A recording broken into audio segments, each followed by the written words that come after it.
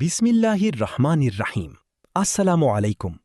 প্রিয় ভাই ও বোনেরা, আজকে আমরা কুরআনুল কারীমের একটি অত্যন্ত হৃদয়গ্রাহী সূরার তাফসির শুনব। এই সূরার নাম সূরা আল মুজাদালা। এই সূরার শুরুতে আল্লাহ তাআলা একজন মহিলার কথা উল্লেখ করেছেন, যিনি তার কষ্টের কথা আল্লাহর কাছে জানিয়েছিলেন, আর আল্লাহ তার কথা শুনেছিলেন।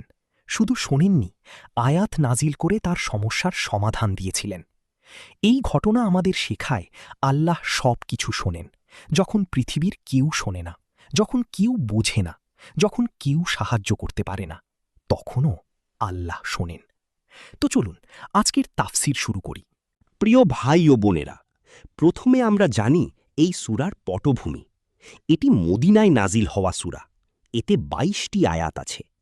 এই সূরার প্রথম আয়াতেই আল্লাহ তাআলা বলেছেন, কদ সামিআল্লাহু কওলাল্লাতী তুজাদিলুকা ফী যাওজিহা ওয়া তাশতাকি ইলাল্লাহ ওয়াল্লাহু ইয়াসমাউ তাহাবুরাকুমা ইন্নাল্লাহা সামিউন বাসীর। অর্থ, আল্লাহ অবশ্যই সেই মহিলার কথা শুনেছেন যিনি তার স্বামীর বিষয়ে আপনার সাথে বিতর্ক করছিলেন এবং আল্লাহর কাছে অভিযোগ করছিলেন। আল্লাহ তোমাদের কথোপকথন শুনছিলেন। নিশ্চয়ই আল্লাহ সর্বশ্রোতা, সর্বদ্রষ্টা। এই আয়াত নাজিলের পটভূমিতে একটি অসাধারণ ঘটনা আছে। সেই মহিলার নাম ছিল হযরত খাউলা বিনতে সালাবা রাদিয়াল্লাহু আনহা। তার স্বামীর নাম ছিল আউস ইবনে সামিত। তিনি রাসূলুল্লাহ সাল্লাল্লাহু আলাইহি ওয়াসাল্লামের সাহাবী ছিলেন। একদিন স্বামী স্ত্রীর মধ্যে ঝগড়া হল। রাগের মাথায় আউস ইবনে সামিত বললেন, আন্তি আলাইয়া কাযাহরি উম্মি, অর্থাৎ তুমি আমার কাছে আমার মায়ের পিঠের মতো। এই কথাটি আরবে একটি বিশেষ প্রথা ছিল। একে বলা হতো জিহার। জাহেলিয়াতের যুগে এই কথা বললে স্ত্রী স্বামীর জন্য চিরতরে হারাম হয়ে যেত, কিন্তু তালাকও হতো না। ফলে মহিলার জীবন হয়ে যেত এক অসহ্য কষ্টের জীবন। না ঘর করতে পারত, না অন্যত্র বিয়ে করতে পারত। একটি ঝুলন্ত অবস্থায় থাকত। হযরত খাওলা রাদিয়াল্লাহু আনহার উপর এই মহা বিপদ নাজিল হল। তাঁর কোলে ছোট ছোট সন্তান। স্বামী ছাড়া বাঁচার উপায় নেই, কিন্তু জিহারের কারণে স্বামীর সাথে থাকার পথ বন্ধ। তিনি রাসূলুল্লাহ সাল্লাল্লাহু আলাইহি ওয়াসাল্লামের কাছে এলেন। বললেন, ইয়া রাসূলাল্লাহ, আমার স্বামী আমার যৌবন খেয়েছেন। আমার গর্ভে তাঁর সন্তান জন্ম নিয়েছে। এখন আমি বৃদ্ধ হয়ে গেছি। আমার সন্তানরা ছোট। এই অবস্থায় যদি তিনি আমাকে ছেড়ে দেন, তাহলে আমার কি হবে? রাসূলুল্লাহ সাল্লাল্লাহু আলাইহি ওয়াসাল্লাম বললেন, আমার জানা মতে তুমি তোমার স্বামীর জন্য হারাম হয়ে গেছ। হযরত খাওলা রাদিয়াল্লাহু আনহা বললেন, না, আমি মানি না। আল্লাহর কাছে বিচার চাইছি। তিনি বারবার রাসূলুল্লাহ সাল্লাল্লাহু আলাইহি ওয়াসাল্লামের সাথে কথা বলতে থাকলেন, কাঁদতে থাকলেন, আল্লাহর কাছে দোয়া করতে থাকলেন। হযরত আয়েশা রাদিয়াল্লাহু আনহা বলেছেন, সুবহানাল্লাহ, আমি ঘরের এক কোণে ছিলাম, আর আল্লাহ ক্ষমাশীল, দয়ালু। আল্লাহ বললেন, এই প্রথা বাতিল। স্ত্রী কখনো মায়ের মতো হতে পারে না। কিন্তু যে এই ভুল করে ফেলেছে, তার কি করতে হবে? আল্লাহ তাআলা পরের আয়াতে কাফফারার বিধান দিলেন। আল্লাহ তাআলা বললেন, ওয়াল্লাযীনা ইউযাহিরুনা মিন নিসাইহিম সুম্মা ইয়াউদুনা লিমা ক্বালু ফাতাহরীরু রাকাবাতিন মিন ক্বাবলি আন ইয়াতামাসসা যালিকুম তুআযুনা বিহি ওয়াল্লাহু বিমা তা'মালুনা খবীর। অর্থ, আর যারা তাদের স্ত্রীদের সাথে জিহার করে, তারপর তারা যা বলেছে তা থেকে ফিরে আসতে চায়, তাহলে একত্রিত হওয়ার আগে একজন দাসকে মুক্ত করতে হবে। এই বিষয়ে তোমাদের উপদেশ দেওয়া হচ্ছে, আর আল্লাহ তোমাদের কাজ সম্পর্কে সম্পূর্ণ অবগত। আর যার দাস মুক্ত করার সামর্থ্য নেই, সে কি করবে? আল্লাহ বললেন, তাহলে একত্রিত হওয়ার আগে ধারাবাহিকভাবে ২ মাস রোজা রাখতে হবে। আর যার রোজা রাখার শক্তি নেই, আল্লাহ বললেন, তাহলে ৬০ জন মিসকিনকে খাবার খাওয়াতে হবে। ভাই ও বোনেরা, দেখুন আল্লাহর বিধান কতটা সুন্দর। ভুল হয়ে গেলে মাফ পাওয়ার পথ আছে, কিন্তু সহজ নয়, কারণ সহজ হলে মানুষ বারবার ভুল করত। এরপর আল্লাহ তাআলা চতুর্থ আয়াতে বললেন, যালিকা লিতুমিনু বিল্লাহি ওয়া রাসূলিহি ওয়া তিলকা হুদুদুল্লাহ ওয়া লিল কাফিরিনা আযাবুন আলীম। অর্থ, এটা এজন্য যাতে তোমরা আল্লাহ ও তাঁর রাসূলের উপর ঈমান রাখো। এগুলো আল্লাহর সীমা, আর কাফিরদের জন্য কষ্টদায়ক আযাব রয়েছে। এরপর পঞ্চম থেকে দশম আয়াতে আল্লাহ তাআলা মুনাফিকদের একটি বিশেষ আচরণের কথা উল্লেখ করেছেন। আল্লাহ তাআলা বললেন, ইন্নাল্লাযীনা ইউহাদ্দুনাল্লাহা ওয়া রাসূলাহু কুবিতু কামা কুবিতাল্লাযীনা মিন ক্বাবলিহিম।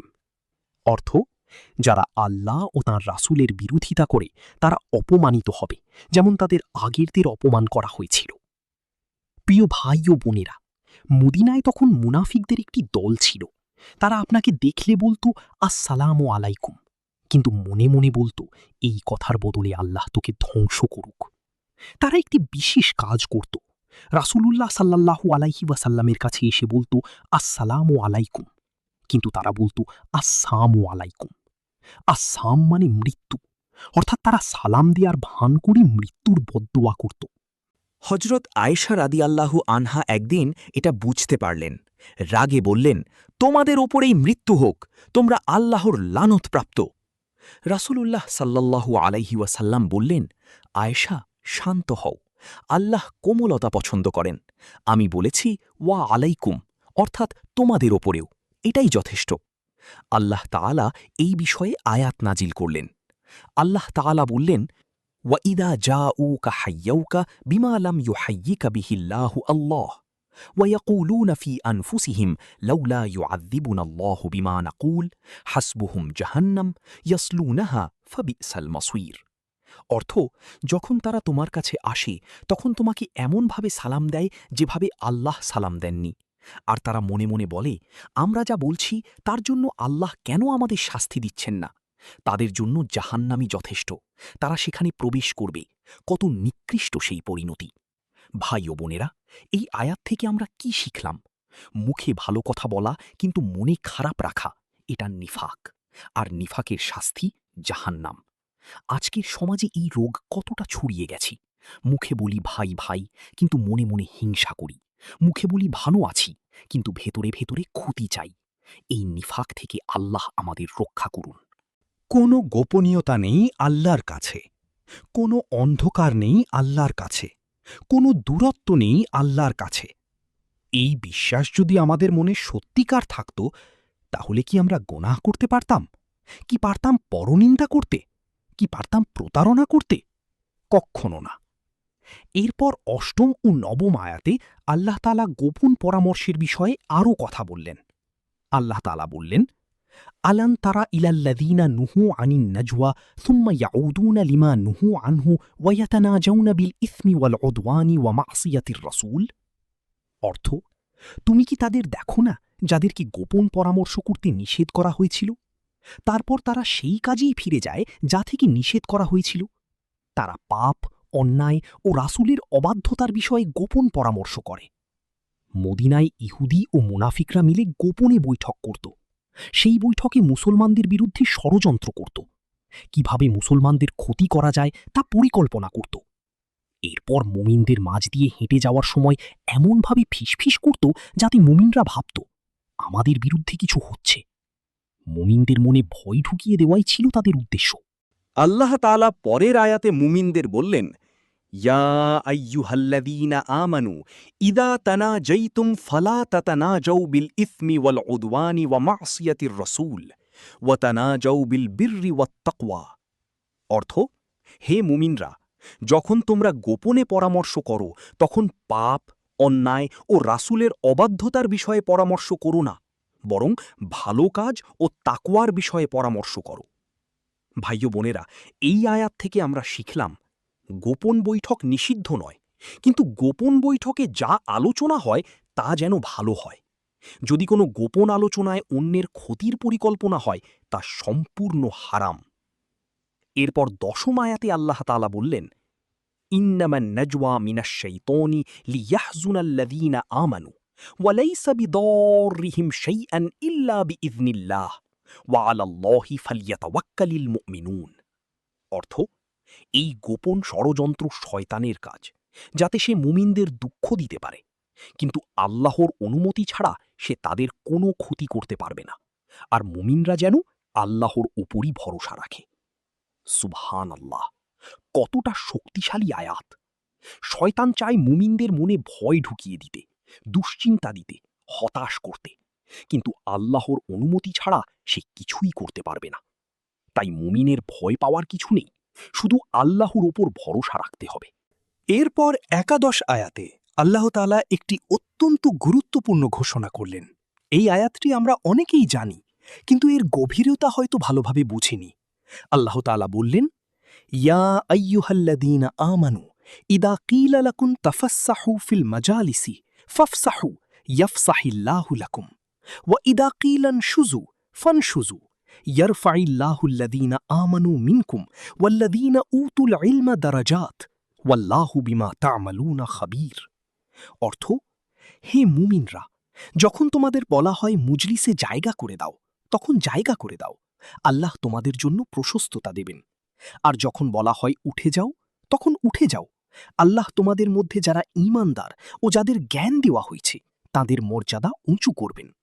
আর আল্লাহ তোমাদের কাজ সম্পর্কে সম্পূর্ণ অবগত। ভাই ও বোনেরা, এই আয়াতের একটি অংশ সোনার অক্ষরে লেখার মতো।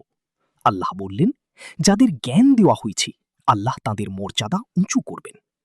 এই একটি আয়াত থেকে বোঝা যায় ইসলামে জ্ঞান অর্জন কতটা গুরুত্বপূর্ণ। আল্লাহ নিজেই জ্ঞানীদের মর্যাদা বাড়িয়ে দেওয়ার ঘোষণা করেছেন। এই আয়াতের পটভূমিতে একটি ঘটনা আছে। একবার রসূলুল্লাহ সাল্লাল্লাহু আলাইহি ওয়াসাল্লামের মজলিসে বদরের যোদ্ধারা এলেন, কিন্তু জায়গা ভরা ছিল, কেউ জায়গা ছেড়ে দিচ্ছিল না। রসূলুল্লাহ সাল্লাল্লাহু আলাইহি ওয়াসাল্লাম বললেন, বদরের যোদ্ধাদের জন্য জায়গা করে দাও। এই প্রসঙ্গে আল্লাহ আয়াত নাজিল করলেন।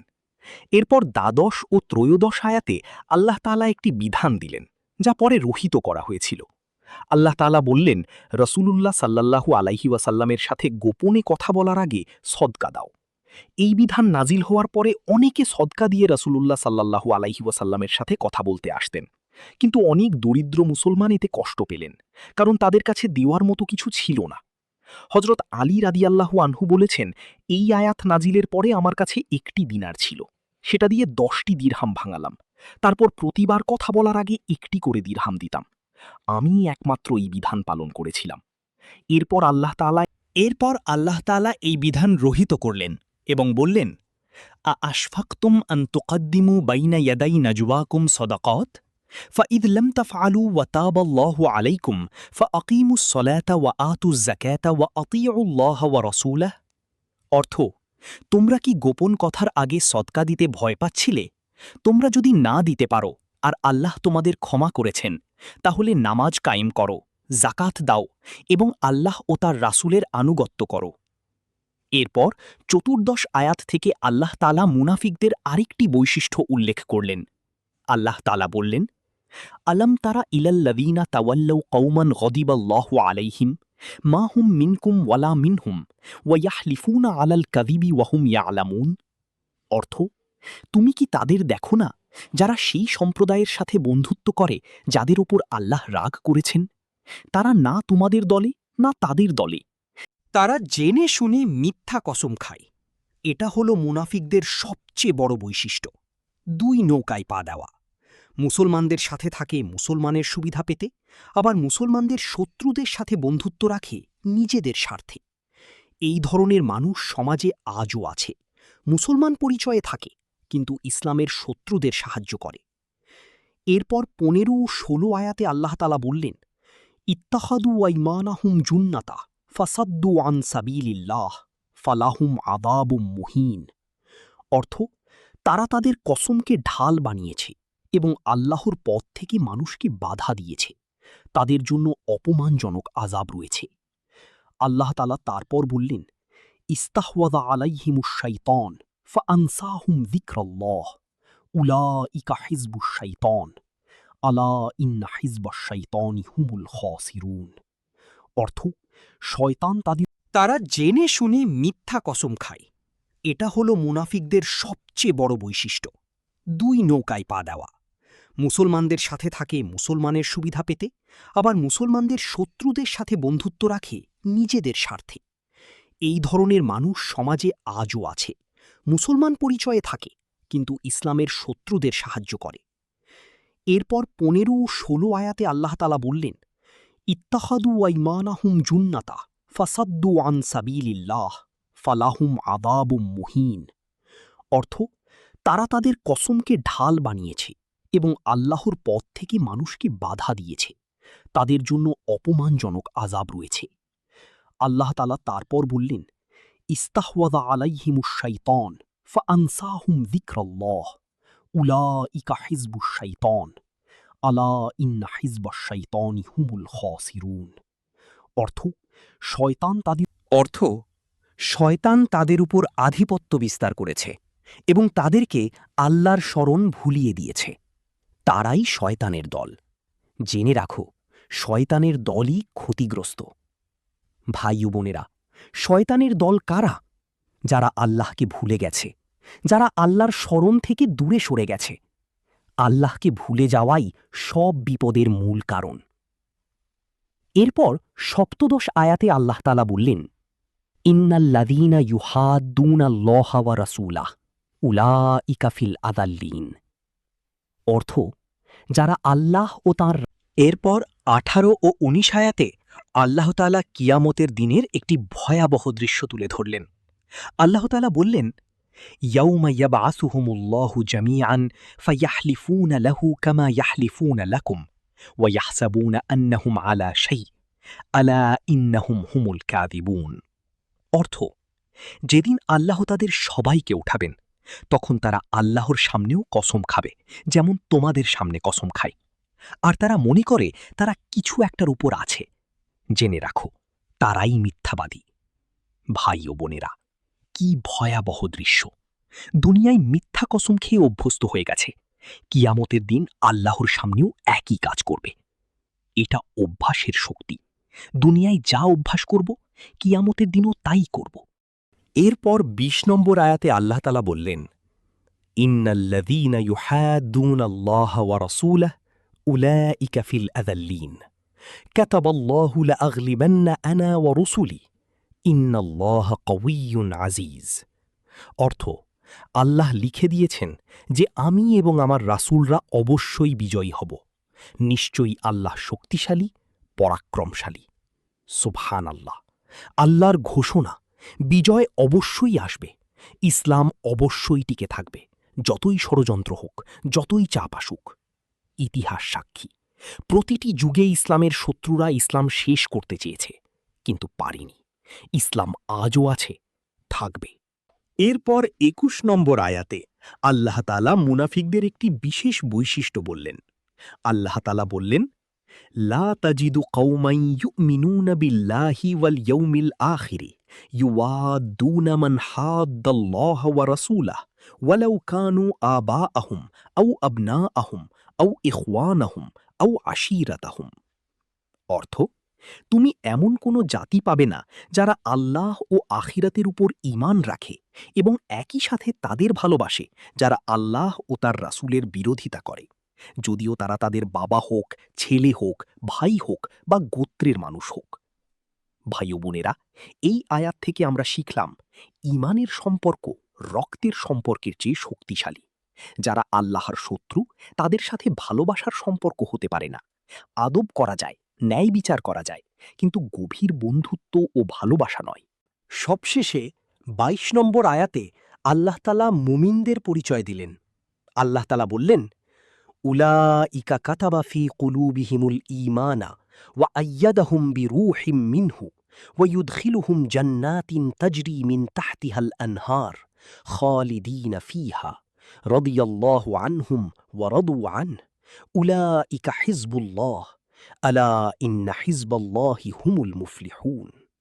অর্থ, তাদের হৃদয়ে আল্লাহ ঈমান লিখে দিয়েছেন এবং তাদেরকে তাঁর পক্ষ থেকে রূহ দিয়ে শক্তিশালী করেছেন। তিনি তাদেরকে এমন জান্নাতে প্রবেশ করাবেন যার নিচে নহর প্রবাহিত। সেখানে তারা চিরকাল থাকবে। আল্লাহ তাদের উপর সন্তুষ্ট এবং তারা আল্লাহর উপর সন্তুষ্ট। তাঁরাই আল্লাহর দল। জেনে রাখো, আল্লাহর দলই সফল কাম। সুবহানাল্লাহ! কতটা সুন্দর সমাপ্তি! আল্লাহর দলের পরিচয় কি? তাদের হৃদয়ে ঈমান আছে, তারা আল্লাহর সন্তুষ্টি নিয়ে আছে, আর আল্লাহ তাদের উপর সন্তুষ্ট। আর তাদের পুরস্কার কি? জান্নাত, চিরকালের জন্য। সবশেষে 22 নম্বর আয়াতে আল্লাহ তাআলা মুমিনদের পরিচয় দিলেন। আল্লাহ তাআলা বললেন, উলাইকা কাতাবা ফি কুলুবিহিমুল ঈমানা ওয়া আয়্যাদাহুম বিরূহিম মিনহু ويدخلهم جنات تجري من تحتها الأنهار خالدين فيها رضي الله عنهم ورضوا عنه أولئك حزب الله ألا إن حزب الله هم المفلحون। অর্থ, তাদের হৃদয়ে আল্লাহ ঈমান লিখে দিয়েছেন এবং তাদেরকে তাঁর পক্ষ থেকে রূহ দিয়ে শক্তিশালী করেছেন।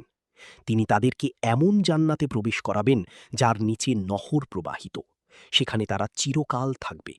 আল্লাহ তাদের উপর সন্তুষ্ট এবং তারা আল্লাহর উপর সন্তুষ্ট। তাঁরাই আল্লাহর দল।